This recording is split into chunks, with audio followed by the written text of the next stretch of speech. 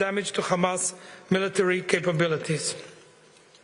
The Begin Sadat Strategic Study Centers have produced a report that refutes every single false claim regarding the genocide libel. This BESA report demonstrates that reports produced by UN agencies, human rights organizations, major media outlets, and scholars within the broader humanitarian ecosystem are plagued by systematic and serious methodological flaws, especially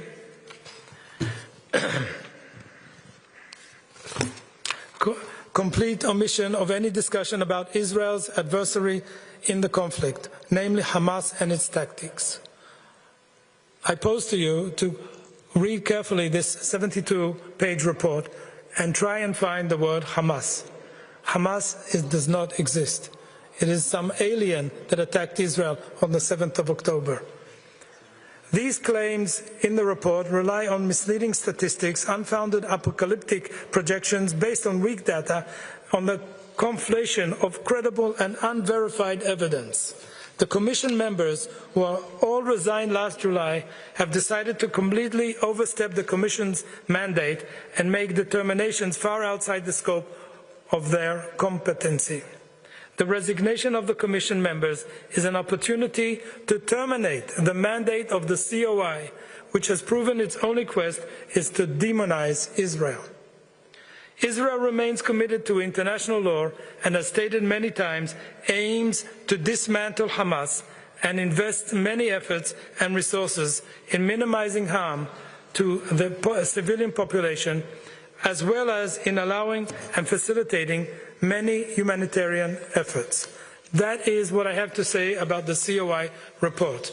I will also take the opportunity to relate to the urgent debate that will take place this morning here in the room just next to us in the Human Rights Council. It is remarkable when it comes to the UN's liquidity crisis, we hear endless complaints about limited resources. Yet when it's time to orchestrate a one-sided attack on Israel, the UN somehow finds unlimited funds and urgency. The urgent debate convened at the request of the Organization of Islamic Cooperation, OIC, and the Gulf Cooperation Council, the GCC, is a ridiculous example.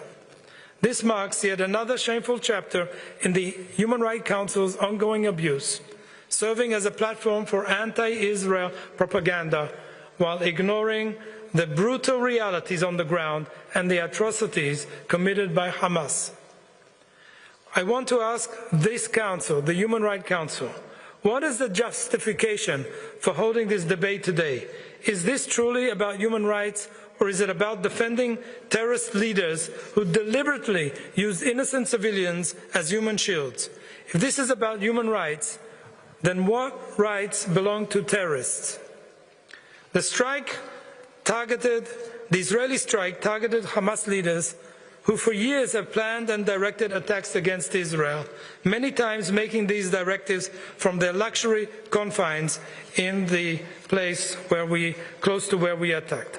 The UN Security Council Resolution 1373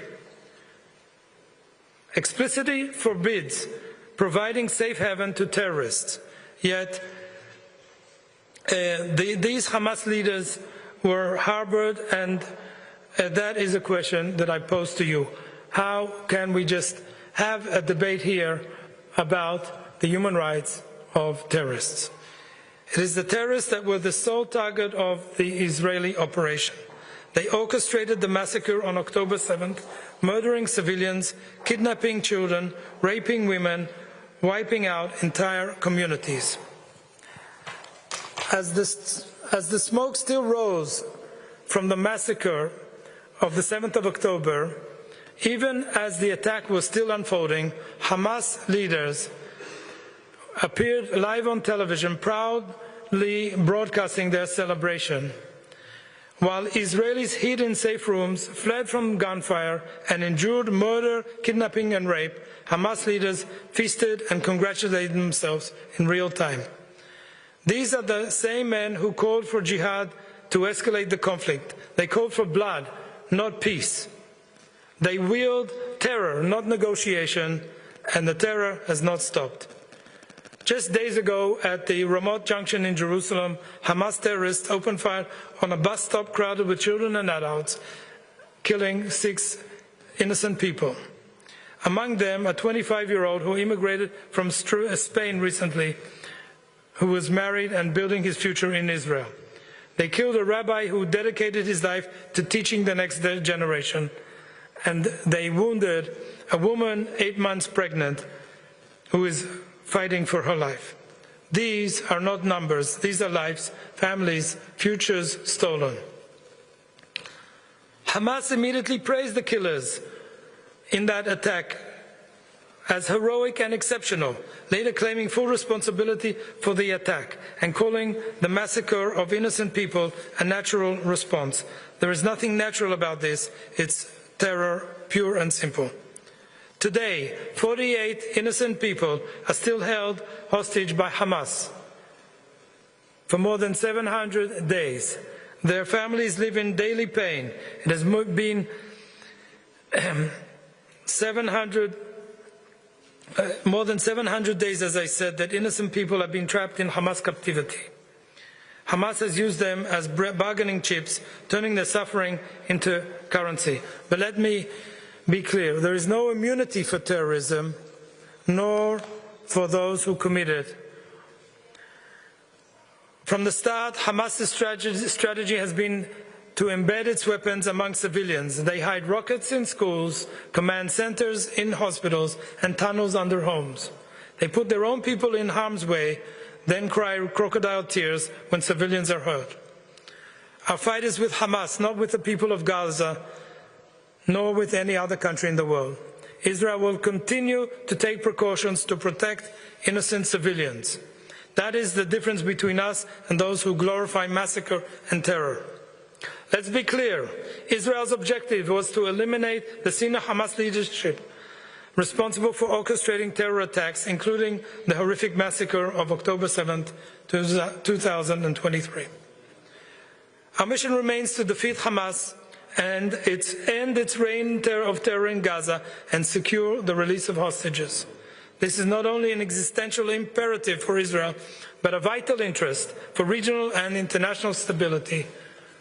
Thank you very much. Thank you. We'll take 2 questions. Just 1 second.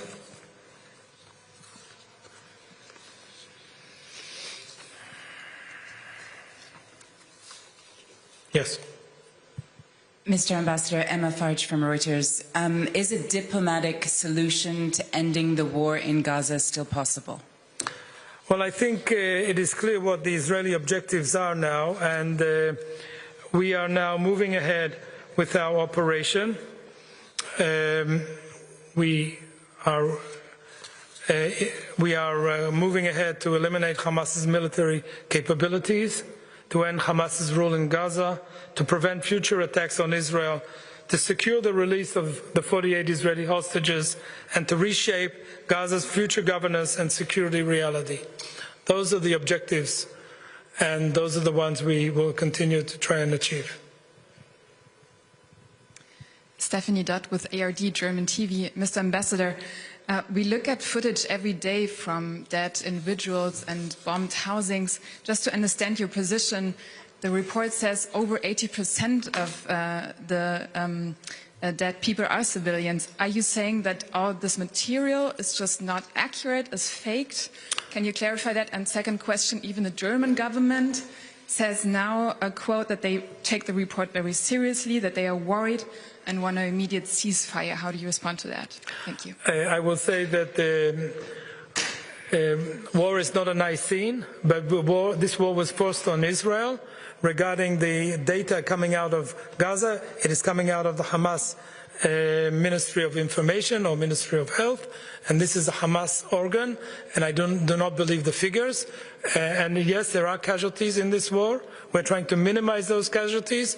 A lot of the information coming out of Gaza is fake, and I would like to refer you, Stephanie, to this report that came out by Bessa, the Begin Sadat Center at the Bar-Ilan University, which debunks all the allegations against Israel and explains what is true and what is not true. Regarding the German government, I testify that from the beginning of the war, the German government has been very supportive of Israel's right to defend itself. And that is what we're doing now. We're continuing to defend ourselves.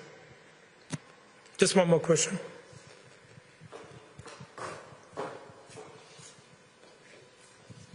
Thank you. Nina Larson, AFP. So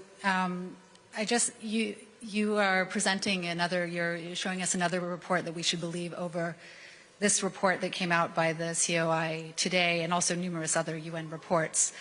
I mean, if you want us to believe that over, it would be good to have journalists, international journalists on the ground inside Israel. Why is Israel not allowing international journalists inside? And the UN also says over 250 local journalists have been killed inside of Gaza. So why is Israel killing journalists? Thank you. Okay. Thank you for the question. Israel is not killing journalists. Israel is taking the utmost caution it can in a very difficult theater of war. And I think it would be very dangerous for journalists at this stage to be on the site where the war is being executed and where things are, where it is just a very dangerous theater. And in due time, journalists will visit the place. Thank you very much, all. Have a good day.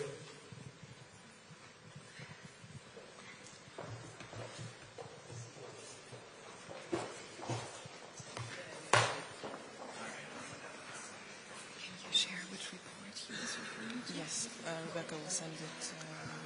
Are you in the media group? I am. Just a minute.